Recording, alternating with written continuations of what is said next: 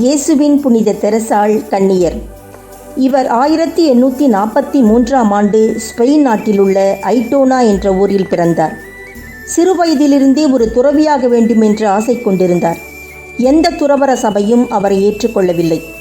தம் ஆன்மீக வழிகாட்டியின் ஆலோசனையின்படி முதியோரை கவனித்துக் கொள்ளும் பணிகளை செய்தார்.